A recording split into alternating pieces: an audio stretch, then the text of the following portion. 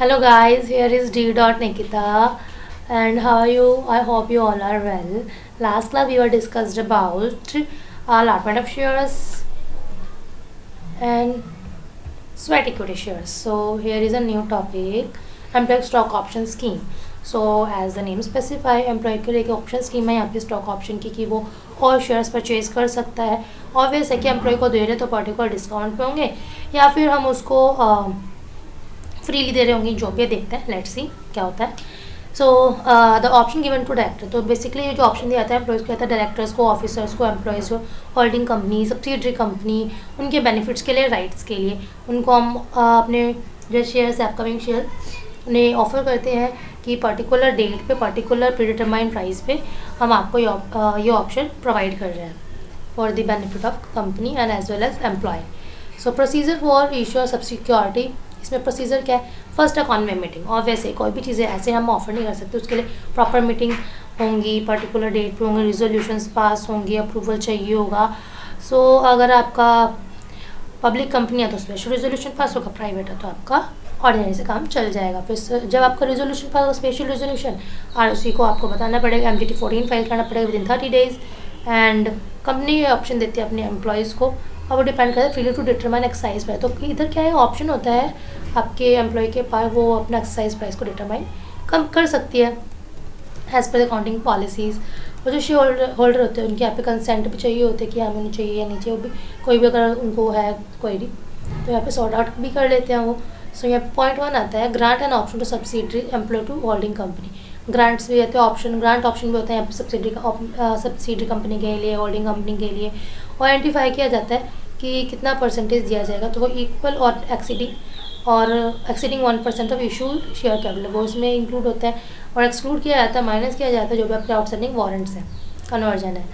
Next है यहाँ पे through a special resolution, special pass होता है एज वी नो कि एम्प्लॉय स्टॉक ऑप्शन आपको दिया जा रहा है। फिर notice of the passing special resolution, varieties of terms होते हैं, इसमें TMC अप्लाई हो जाती है, shall reveal the full variation उसमें चेक शो की जाती है।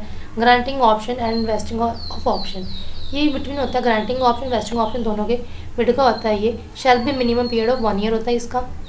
And company shall have to write specify the time of lock in for this share issued purchase of excise option, तो पर्टिकुलर टाइम के लिए यहाँ पे ये स्पेसिफाई होता है कितने टाइम के लिए आपका लॉक रहेगा और कब इसकी एक्सपायरी होगी।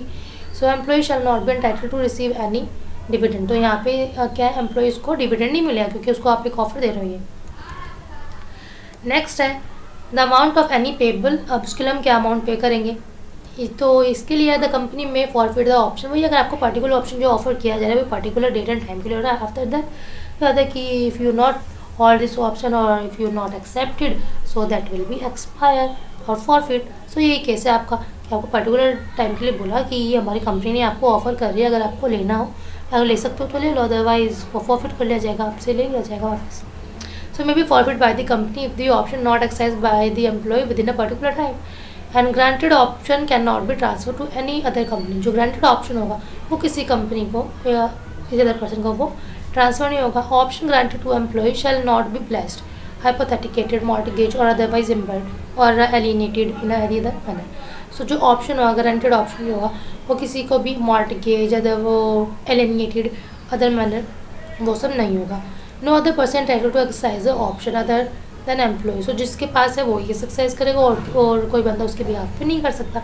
बट अगर उस एम्प्लॉय की डेथ हो जाती है तो उसके हेयर्स को वो ट्रांसफ़र हो जाता है in the case of that. In the event that employ experience permanent incapacity while in the job, अब एम्प्लॉय को लग रहा है उसको कुछ incapacity while in the job, so वो उस टाइम पे क्या है, permanent capacity shall vested in him on that day, तो अपने ग्रांटिंग में वो उसको इन्वेस्ट कर सकता है। In the case of resignation, termination, employment option which are not vested in the employee on that day shall be expired. So अगर क्या होता है वो रेजिग्नेशन दे रहा है या टर्मिनेशन ले रहा है और वो उसको वेस्ट नहीं कर पाता तो उसका एक्सपायर हो जाता है। Details to be disclose, BOD को हम सबको डिस्क्लोज करते हैं और must be disclose. The company must retain the USP list to in the form of HH6। So जो इन्फॉर्मेशन है HH6 में जाएगी आपकी related to ESOP and option particular shall be entered in it, तो ये ऑप्शन दे देंगे। Registrar को हम इन्फॉर्मेशन देंगे कंपनी के बारे में, किस कंपनी है ऐसे इस प्लेस पे, और ये डिसाइड किया जब डिक्लेरेशन होगी। CS purpose shall authenticate the entries in the registrar, C S का पर्पज हो गई ऑथेंटिकेटिंग एंट्री होनी चाहिए. Once allocation has been made the company must file with the ROC. जब एलोकेशन आपका हो चुका है तो या होने वाला है जो भी है अकॉर्डिंग टू दैट आपको बता विद इन 30 डेज वो आपको RC को इन्फॉर्म करना पड़ेगा इन दी फॉर्म यहाँ पे फॉर्म फिल किया जाएगा as per entry along with the fees. इसके लिए जो भी एप्लीकेबल होगा आपको पे आउट करनी होगी. Deliver the share certificate of allocated share within a period of 2 months from the date of allotment. तो डिलीवरी जो होगी सर्टिफिकेट जो होगा वो आपको विद इन 2 months आपको प्रोवाइड कर दिया जाएगा. Intimation the details of allotment. जो इंटीमेशन दिया जाएगा डिटेल्स का अलॉटमेंट का where the company ES equity share are listed on a registered stock exchange the ESOP.